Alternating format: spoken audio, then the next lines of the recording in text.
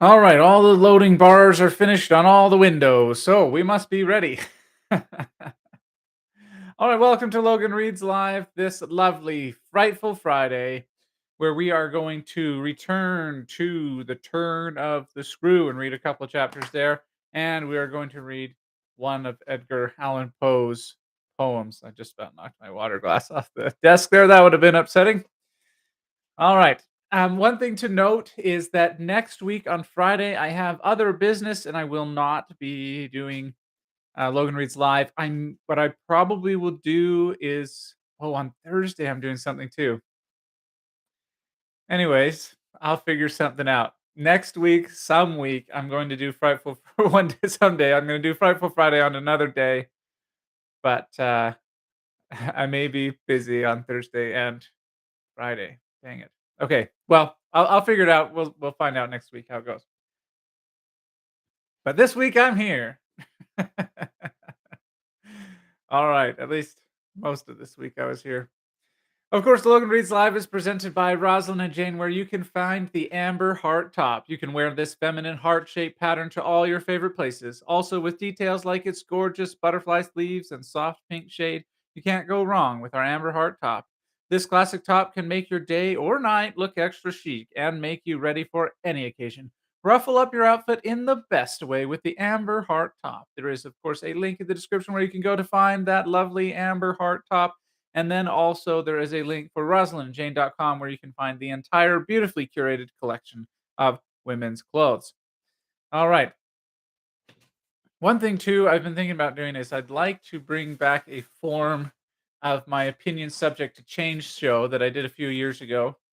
But I need people who want to talk to me about random things, whatever that may be. So if you're interested in that, please let me know. All right.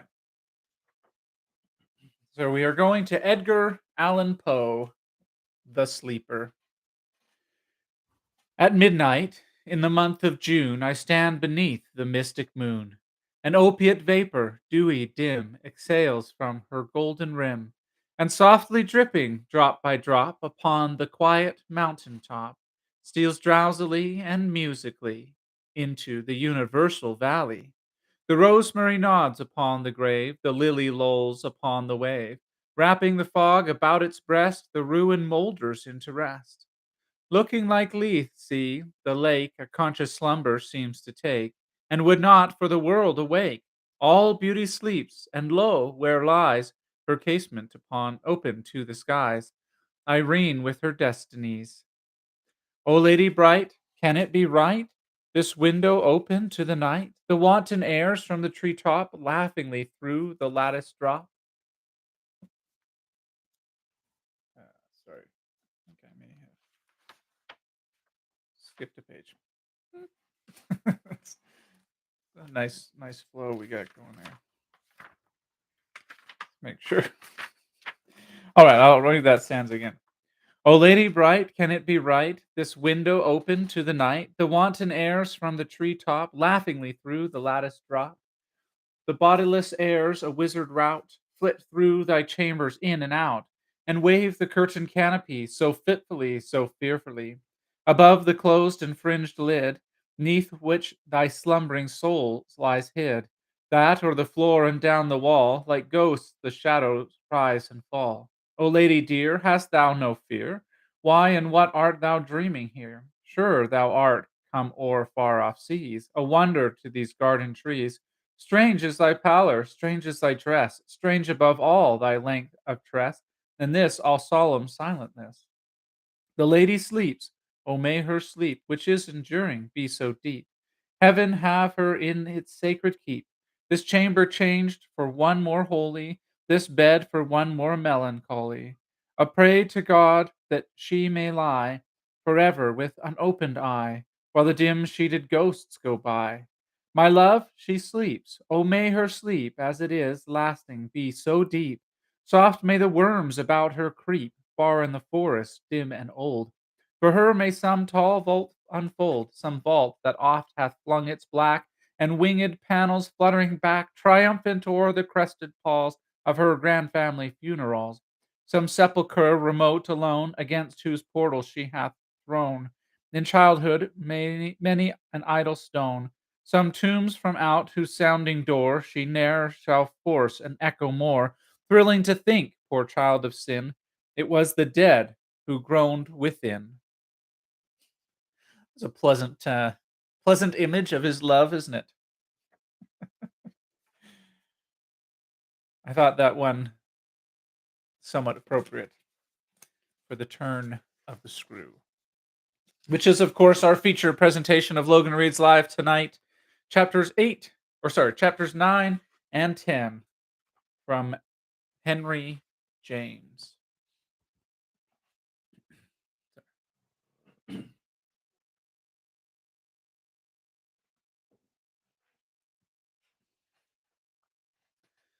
I waited and waited, and the days, as they elapsed, took something from my consternation. A very few of them, in fact, passing in constant sight of my pupils, without a fresh incident, sufficed to give to grievous fancies and even to odious memories a kind of brush of the sponge. I have spoken of the surrender to their extraordinary childish grace as a thing I could actively cultivate, and it may be imagined if I neglected now to address myself to this source for whatever it would yield. Stranger than I can express, certainly, was the effort to struggle against my new lights. It would doubtless have been, however, a greater tension still had it not been so frequently successful. I used to wonder how my little charges would help guessing that I thought strange things about them, and the circumstance that these things only made them more interesting was not by itself a direct aid to keeping them in the dark. I trembled lest they should see that they were so immensely more interesting. Putting things at the worst, at all events, as in meditation I so often did, any clouding of their incidents could only be, blameless and foredoomed as they were, a reason the more for taking risks. There were moments when, by an irresistible impulse, I found myself catching them up and pressing them to my heart. As soon as I had done so, I used to say to myself, "What will they think of that? Does it betray too much?" It would have been easy to get into a sad, wild tangle about how much I might betray. But the real account, I feel, of the hours of peace that I could still enjoy was that the immediate charm of my companions was a beguilement still effective even under the shadow of the possibility that it was studied. For if it occurred to me that I might occasionally excite suspicion by the little outbreaks of my sharper passion for them, so too I remembered wondering if I mightn't see a queerness in a traceable increase of their own demonstrations. They were at this period extravagantly and preternaturally fond of me, which, after all, I could reflect, was no more than a graceful response in children perpetually bowed over and hugged. The homage of which they were so lavish succeeded, in truth, for my nerves, quite as well as if I never appeared to myself, as I may say, literally to catch them at the purpose in it. They had never, I think, wanted to do so many things for their poor protectress. I mean, though they got their lessons better and better, which was naturally what would please her most, in the way of diverting, entertaining, surprising her, reading her passages, telling her stories, acting her charades, pouncing out at her in disguises as animals and historical characters, and above all astonishing her by the pieces they had secretly got by heart and could interminably recite. I should never get to the bottom, were I to let myself go even now, of the prodigious private commentary, all under still more private correction, with which, in these days, I overscored their full hours. They had shown me from the first facility for everything, a general faculty which, taking a fresh start, achieved remarkable flights. They got their little tasks as if they loved them, and indulged from the mere exuberance of the gift in the most unimposed little miracles of memory. They not only popped out at me as tigers and as Romans, but as Shakespeareans, astronomers, and navigators. This was so singularly the case that I had presumably much to do with the fact as to which, at the present day, I am at a loss for a different explanation. I allude to my unnatural composure on the subject of another school for miles. What I remember is that I was content not, for the time, to open the question, and that contentment must have sprung from the sense of his perpetually striking show of cleverness. He was too clever for a bad governess, for a parson's daughter to spoil.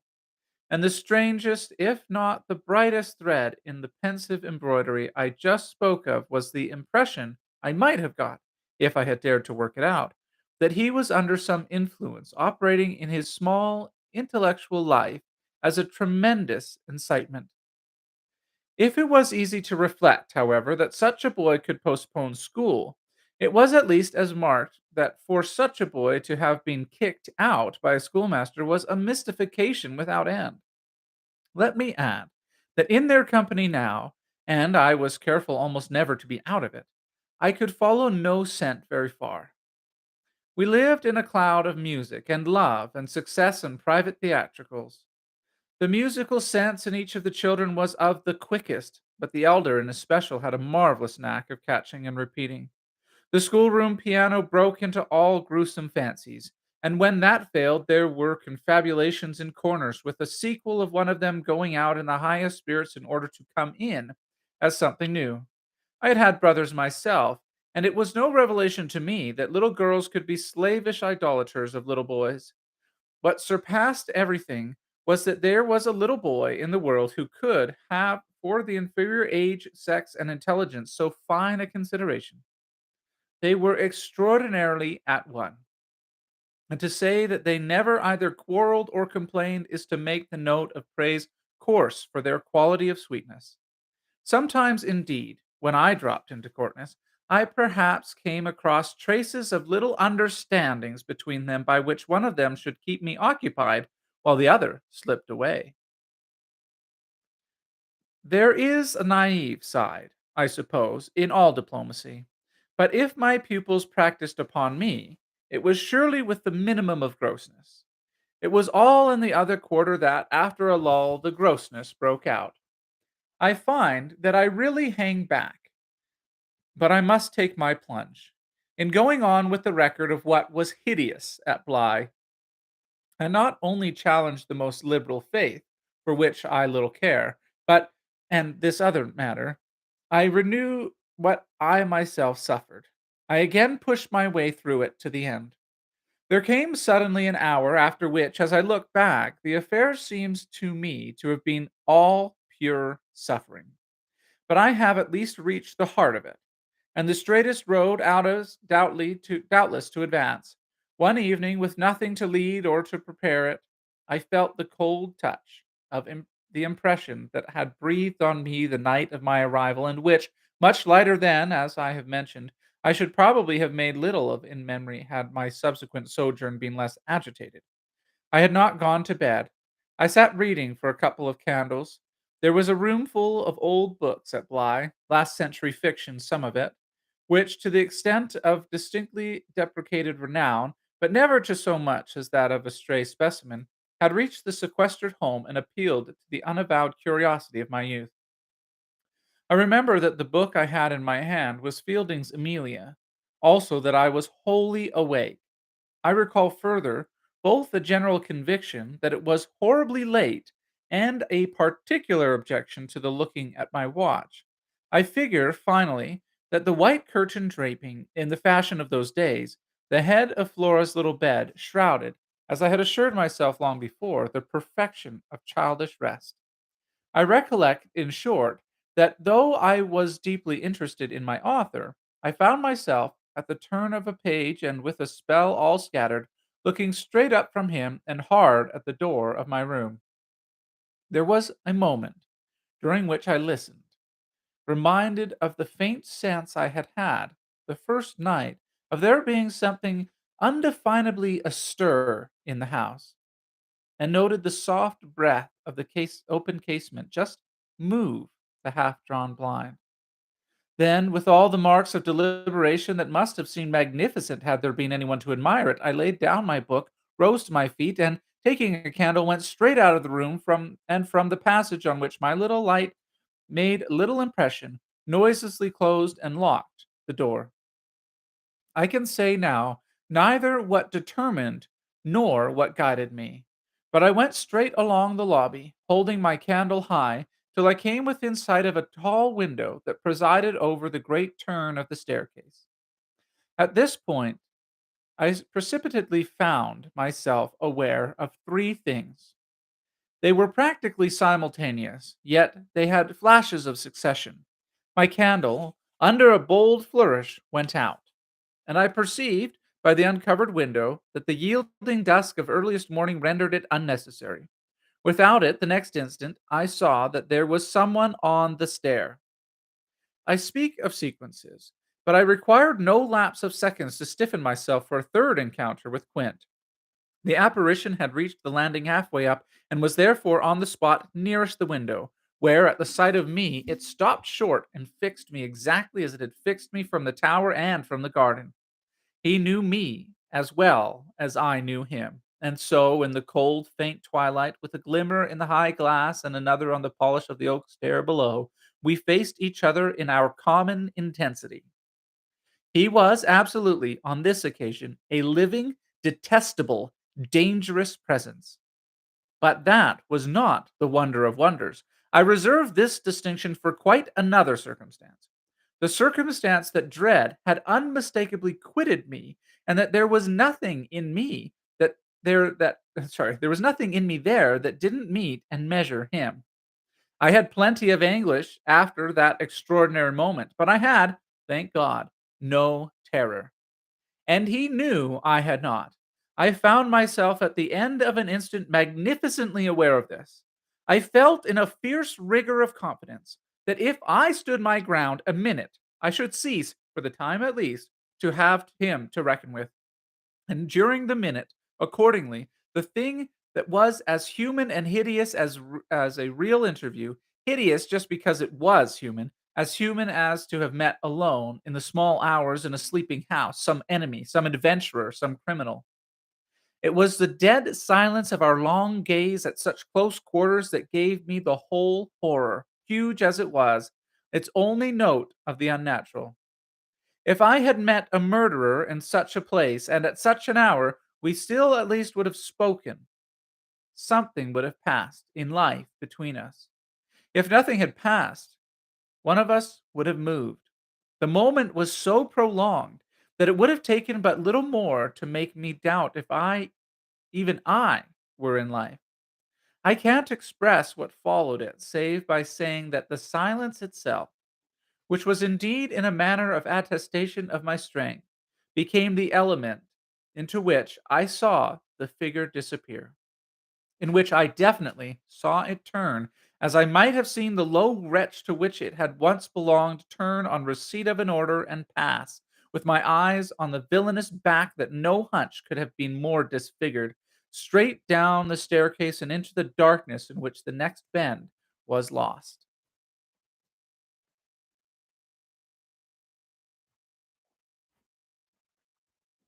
Before we go into chapter 10, I just thought it was a neat way of measuring time, 2 candles, as if that means something, which perhaps it did at one time.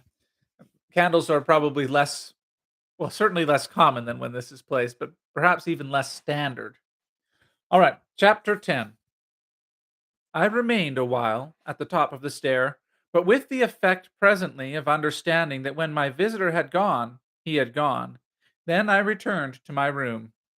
The foremost thing I saw there, by the light of the candle I had left burning, was that Flora's little bed was empty. And on this I caught my breath with all the terror that 5 minutes before I had been able to resist.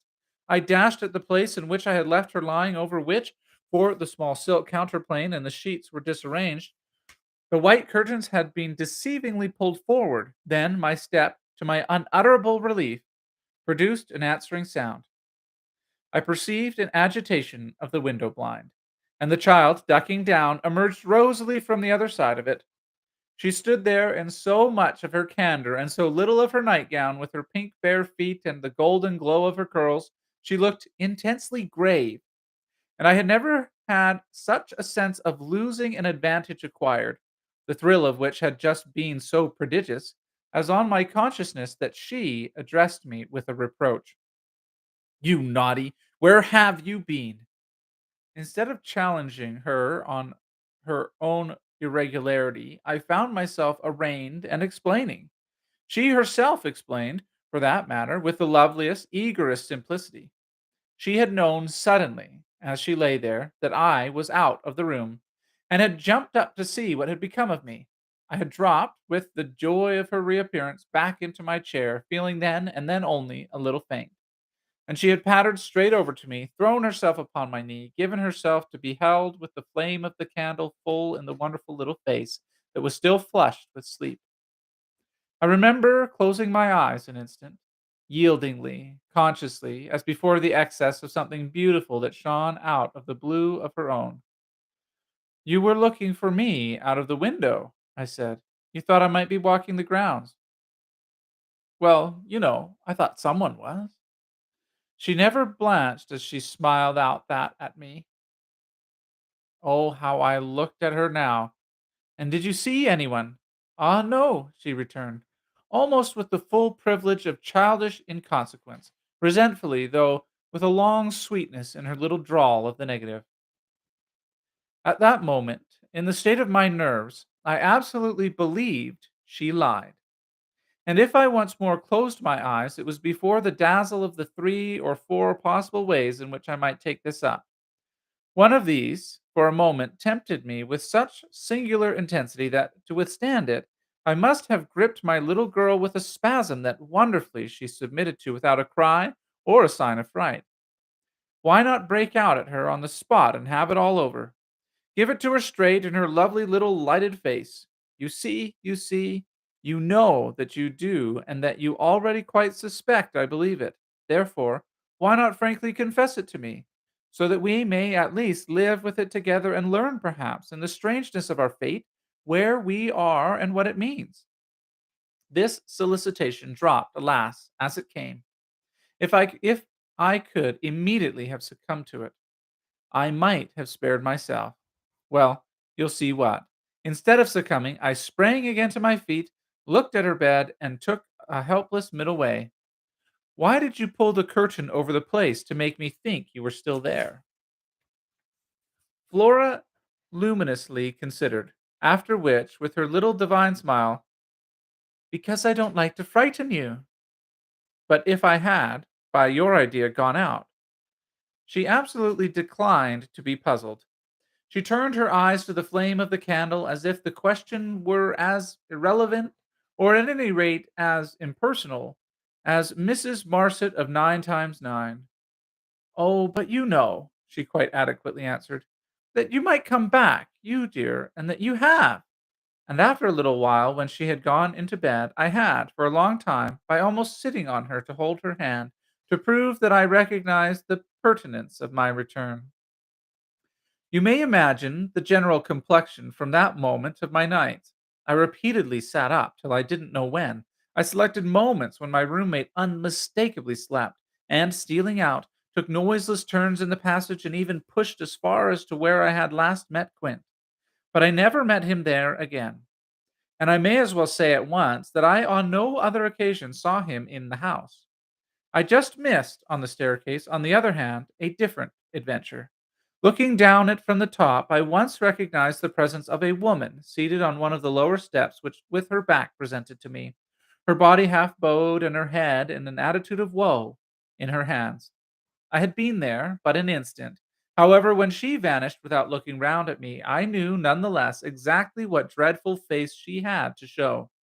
I wondered whether, if instead of being above, I had been below, I should have had, for going up, the same nerve I had lately shown to Quint. Well, there continued to be plenty of chance for nerve. On the 11th night after my latest encounter with that gentleman, they were all numbered now, I had an alarm that perilously skirted it, and that, indeed, from the particular quality of its unexpectedness, proved quite my sharpest shock. It was precisely the first night during this series that, weary and watching, I had felt that I might again, without laxity, lay myself down at my old hour. I slept immediately, and, as I afterward knew, till about 1 o'clock, but when I woke it was to sit straight up, as completely roused as if a hand had shook me. I had left the light burning, but it was out now, and I felt an instant certainty that Flora had extinguished it. This brought me to my feet and straight in the darkness to her bed, which I found she had left. A glance at the window enlightened me further, and the striking of a match completed the picture. The child had again got up, this time blowing out the taper, and had again, for some purpose of observation or response, squeezed in behind the blind and was peering out into the night. That she now saw, as she had not, I had satisfied myself the previous time, was proved to me by the fact that she was disturbed neither by my re-illumination nor by the haste I made to get into slippers and into a wrap. Hidden, protected, absorbed, she evidently rested on the sill, the casement open forward, and gave herself up. There was a great still moon to help her, and this fact had counted in my quick decision. She was face to face with the apparition we had met at the lake, and I could now communicate with it as she had not then been able to do. What I, on my side, had to care for was, without disturbing her, to reach, from the corridor, some other window in the same quarter. I got to the door without her hearing me. I got out of it, closed it, and listened. From the other side, for some sound from her. While I stood in the passage, I had my eyes on her brother's door, which was but 10 steps off, and which indescribably produced in me a renewal of the strange impulse that I had lately spoke of as my temptation. What if I should go straight in and march to his window? What if, by risking to his boyish bewilderment a revelation of my motive, I should throw across the rest of the mystery the long halter of my boldness? This thought held me sufficiently to make me cross to his threshold and pause again. I preternaturally listened. I figured to myself what might portentously be. I wondered if his bed were also empty, and he too were secretly at watch. It was a deep, soundless minute, at the end of which my impulse failed. He was quiet. He might be innocent. The risk was hideous. I turned away. There was a figure in the grounds, a figure prowling for a sight, a visitor with whom Flora was engaged. But it was not the visitor most concerned with my boy. I hesitated afresh, but on other grounds in only a few seconds. Then I had made my choice. There were empty rooms at Bly, and it was only a question of choosing the right one. The right one suddenly presented itself to me as the lower one. Though high above the gardens, in the solid corner of the house that I had spoken of as the old tower, this was a large square chamber, arranged with some state as a bedroom, the extravagant size of which made it so inconvenient that it had not for years, though kept by Mrs. Gross in exemplary order, been occupied. I had often admired it and knew my way about in it. I had only, after just faltering as the first chill gloom of its disuse, to pass across it and unbolt as quietly as I could one of the shutters. Achieving this transit, I uncovered the glass without a sound, and applying my face to the pane, was able, the darkness, without being much less than within, to see that I commanded the right direction. Then I saw something more. The moon made the night extraordinarily penetrable, and showed me on the lawn a person, diminished by distance, who stood there motionless, as if fascinated, looking up to where I had appeared looking, that is, not so much straight at me as at something that was apparently above me. There was clearly another person above me. There was a person on the tower. But the presence on the lawn was not in the least what I had conceived and had confidently hurried to meet. The presence on the lawn, I felt as sick as I made it out, was poor little Miles himself. And that concludes chapter 10 of The Turn of the Screw. And someday we'll probably figure out why Miles was out there on the lawn in the night and why he was likely out there on the lawn in the night the other night. Hmm. Although I wonder if the other night when she saw the fellow whose name escapes me for the moment, if he was out on the lawn or if that fellow was going to get him and bring him outside. I don't know. All right. Well, thank you for coming and listening to Logan Reads Live, which is brought to you by Rosalind and Jane, where you can find the amber heart top, which you can wear this feminine heart shaped pattern to all your favorite places. Also, with details like its gorgeous butterfly sleeves and soft pink shade. You can't go wrong with the amber heart top. This classic top can make your day or night look extra chic and make you ready for any occasion. Ruffle up your outfit in the best way with the Amber Heart top. You can, of course, find the link to the Amber Heart top in the description down below, and also the link for rosalindjane.com, where you can find the whole beautifully curated collection of women's clothes. Thank you so much. You have a lovely night. Bye for now.